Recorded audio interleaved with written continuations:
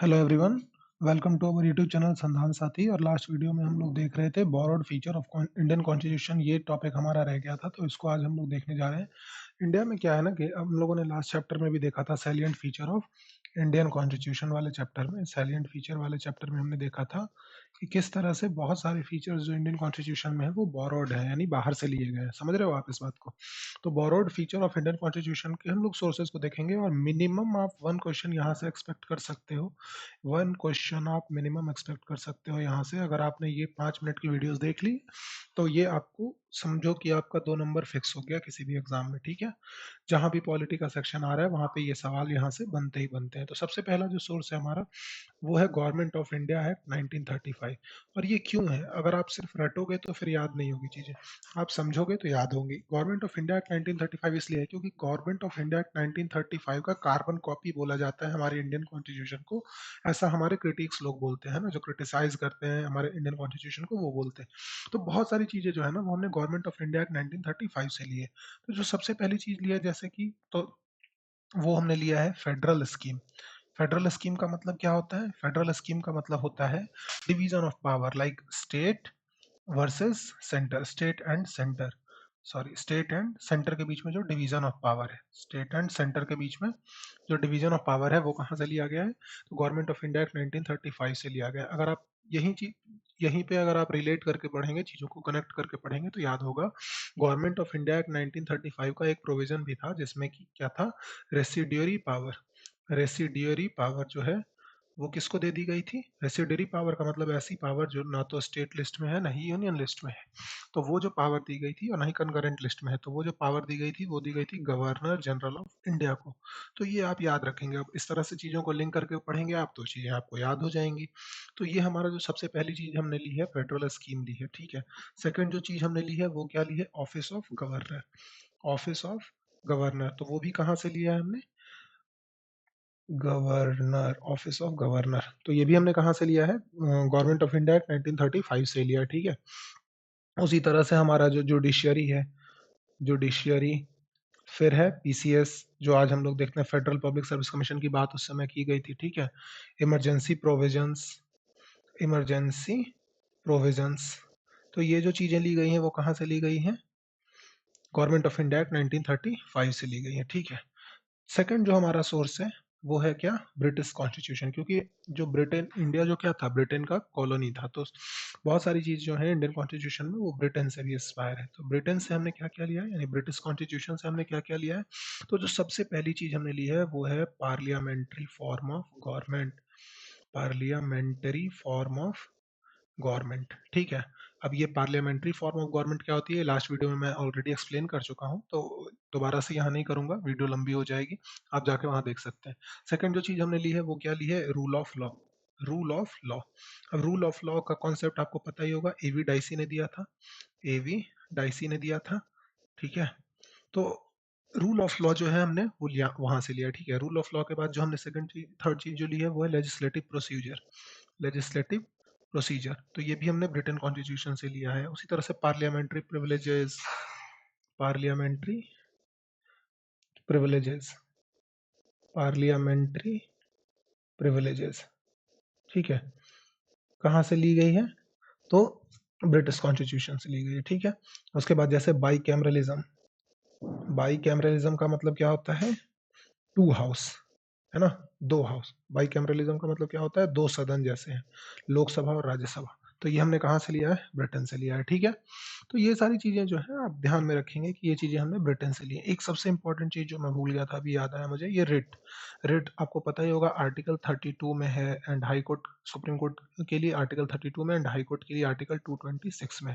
तो रिट जो है वो भी हमने कहाँ से लिया है? ब्रिटेन से लिया है। ठीक है, उसके बाद हम नेक्स्ट सोर्स अगर देखते हैं तो हमारा जो नेक्स्ट सोर्स है, तीसरा सोर्स, वो है यूएस कॉन्स्टिट्यूशन।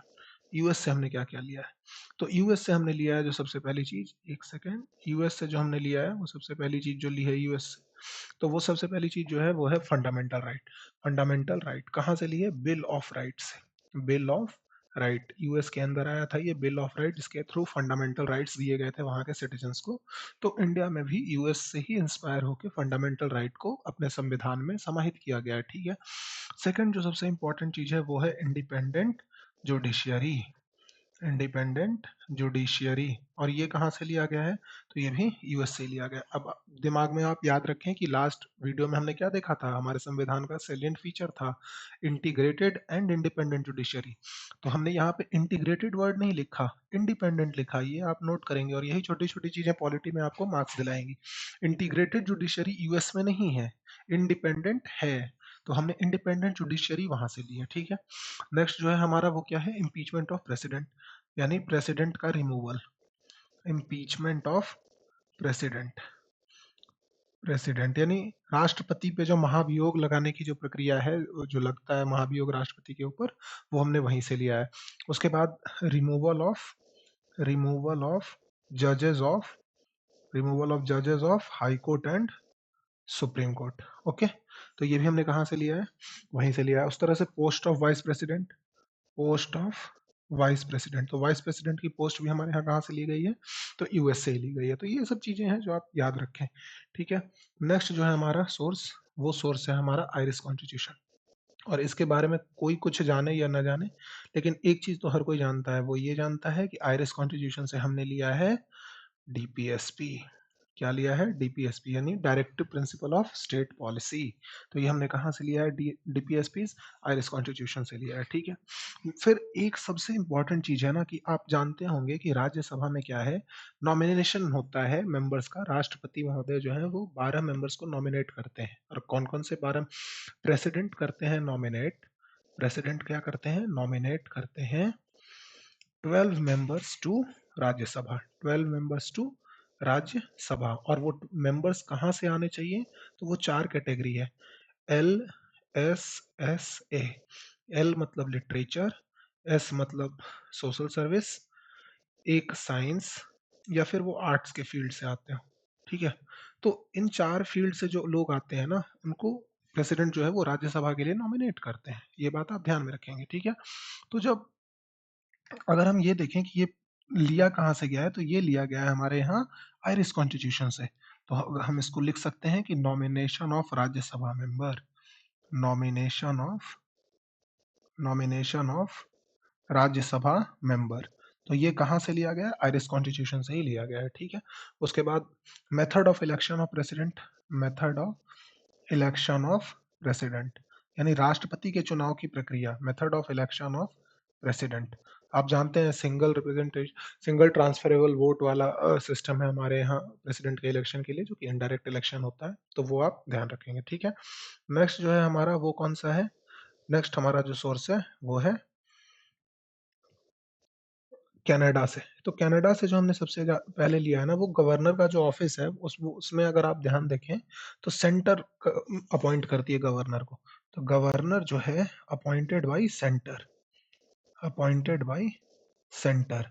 तो ये हमने कहाँ से लिया है? कनाडा से। अपॉइंटमेंट हमने कनाडा से लिया है। लेकिन अगर ऑफिस कोई पूछ दे कि ऑफिस कहाँ से लिया गया है गवर्नर का, तो 1935 वाले से लिया गया है। यहाँ आप देख सकते हैं हमने लिखा भी है कि ऑफिस ऑफ गवर्नर कहाँ से लिया गया है, ऑफिस ऑफ गवर्नर यानी 1935 से लिया गया है, ठीक है। तो ये ध्यान में रखेंगे आप। चलिए, और लेकिन अपॉइंटमेंट कैसे होगी गवर्नर की? तो सेंटर करेगा। ये कहाँ से लिया गया है? तो कनाडा से लिया गया है, ठीक है। नेक्स्ट जो हमने कनाडा से लिया है वो लिया है federation with strong centre, federation with strong centre. मतलब कि अब लास्ट में अगर आप देखें तो हमने लास्ट वीडियोस में ये चीज डिस्कस भी की थी कि हमारा जो यूनिटरी बायस है कॉन्स्टिट्यूशन में वो दिखता है। तो ये हमने कहाँ से लिया है? कनाडा से ही लिया है, ठीक है। उसके बाद जो है एडवाइजरी जुरिस्डिक्शन सुप्रीम कोर्ट का है, ये हम लोग जुडिशरी में पढ़ेंगे, ठीक है। Advisory jurisdiction of supreme court, तो ये हमने यहीं से लिया है, ठीक है। नेक्स्ट जो है हमारा वो क्या है? ऑस्ट्रेलिया। तो हमारा जो नेक्स्ट सोर्स होगा वो होगा ऑस्ट्रेलिया, ओके। तो चलिए देखते हैं 6 ऑस्ट्रेलिया। तो ऑस्ट्रेलिया से हमने क्या लिया है? ऑस्ट्रेलिया से जो हमने सबसे पहली चीज ली है वो ली है कॉन्करेंट लिस्ट का, कॉन्करेंट लिस्ट। आप जानते ही होंगे कॉन्करेंट लिस्ट मतलब कि ऐसी ऐसे सब्जेक्ट्स का लिस्ट जिसके अंदर क्या है, चाहे तो स्टेट भी लॉ बना सकता है, चाहे तो यूनियन भी लॉ बना सकता है, दोनों ही उस पे लॉ बना सकते हैं। तो वो कंकरेंट लिस्ट कहलाता है। 3 तरह का लिस्ट होता है, आप जानते ही होंगे, स्टेट लिस्ट, यूनियन लिस्ट और कंकरेंट लिस्ट, ठीक है। तो ये कंकरेंट लिस्ट हमने वहीं से लिया है, ठीक है। और यहाँ से कुछ और ज़्यादा ऐसा इम्पोर्टेंट नहीं है। नेक्स्ट जो है देखते हैं, वो है हमारा सोर्स नंबर 7 और वो है हमारा Germany. Sorry, Germany, Germany, okay. Germany से हमने क्या लिया है? तो जर्मनी से जो हमने सबसे पहली चीज़ ली है, वो ली है suspension of fundamental right. Suspension of fundamental right during emergency, during emergency. तो इमरजेंसी प्रोविजंस हमने नहीं लिए यहाँ से, ठीक है। इमरजेंसी प्रोविजंस हमने कहाँ से लिए थे? गवर्नमेंट ऑफ इंडिया एक्ट 1935 से। यहाँ पे आप देखो, इस तरह से आप रिवाइज भी कर सकते हो, ठीक है। इमरजेंसी प्रोविजन ये रहा हमारा। तो इमरजेंसी प्रोविजंस जो है वो हमने गवर्नमेंट ऑफ इंडिया एक्ट 1935 से लिए हैं, लेकिन इमरजेंसी प्रोविजंस के टाइम पे जब इमरजेंसी प्रोक्लेम होगी तो क्या होगा? फंडामेंटल राइट सस्पेंड हो जाएंगे। तो ये हमने कहाँ से लिया है? तो ये हमने लिया है जर्मनी से, ठीक है। ये हमने लिया है जर्मनी से, ओके। नेक्स्ट जो है हमारा वो क्या है? यूएसएसआर, यानी कि रशिया। रशिया से हमने क्या लिया है? तो सबसे एक चीज तो हर किसी को पता है कि रशिया से हमने क्या लिया है? फंडामेंटल ड्यूटीज का कॉन्सेप्ट लिया। कौन सी कमिटी बनी थी? लास्ट वीडियो में भी हमने डिस्कस किया था, वो था स्वर्ण सिंह कमेटी, ओके। तो स्वर्ण सिंह कमेटी के थ्रू हमने ये किया था, ओके। फिर नेक्स्ट जो हमारा सोर्स है वो क्या है? फ्रांस। तो फ्रांस से हमने क्या लिया है? फ्रांस, सबको पता है, लिबर्टी, इक्वालिटी एंड फ्रेटर्निटी। फ्रैटरनिटी, अगर आप वर्ल्ड हिस्ट्री भी पढ़ेंगे तो ये तीन चीज़ों के बारे में बहुत ज़्यादा पढ़ेंगे, ठीक है। तो ये चीज़ें हमने कहाँ से ली हैं? तो ये चीज़ें हमने ली हैं फ्रांस से, ओके। नेक्स्ट हमारा जो सोर्स है वो क्या है? नेक्स्ट हमारा जो सोर्स है वो है साउथ अफ्रीका। साउथ अफ्रीका से हमने क्या क्या चीज़ें ली हैं? तो amendment procedure of Indian constitution, amendment procedure of Indian constitution, मतलब कि भारत के संविधान संशोधन की जो प्रक्रिया है वो कहाँ से ली गई है? साउथ अफ्रीका से ली गई। और दूसरा सबसे इंपॉर्टेंट चीज है वो ये है election of, election of Rajya Sabha member, यानी राज्यसभा के मेंबर्स की जो इलेक्शन की प्रक्रिया है वो हमने कहाँ से ली है? तो वो भी हमने कहाँ से ली है? साउथ अफ्रीका से ली है। और अगर आपको ध्यान हो तो नॉमिनेशन, नॉमिनेशन की बात कर रहे थे ना हम, कि 12 मेंबर्स को नॉमिनेट करते हैं, तो वो हमने कहाँ से लिया है बताइए? तो वो हमने लिया है, वो हमने लिया है आयरिश कॉन्स्टिट्यूशन से, ओके। एंड सबसे लास्ट जो हमारा है वो है जापान। जापान से हमने क्या लिया है? तो आप पढ़ते होंगे आर्टिकल 21 में कि no person shall be deprived of his law, of his life except procedure established by law. तो ये जो प्रोसीजर एस्टेब्लिश्ड बाय लॉ है, ये कहाँ से लिया गया है? तो प्रोसीजर एस्टेब्लिश्ड बाय लॉ, ये जापान से लिया गया है। तो यही था इतना, आप बस इसको याद रखें। इसमें मेन जो आपका इम्पोर्टेंट है वो यूएस से आप याद रखें कि यूएस से हमने जो लिया है, मैं रेड मार्क कर देता हूँ। यूएस का जो है फंडामेंटल राइट आप याद रखेंगे, इंडिपेंडेंट जुडिशरी और इम्पीचमेंट याद रखेंगे, ओके। ये सबसे ज़्यादा इंपॉर्टेंट है।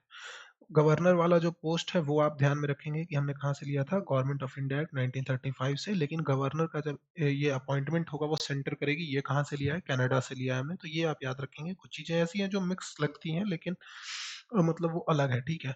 तो ये चीज़ आप याद रखेंगे।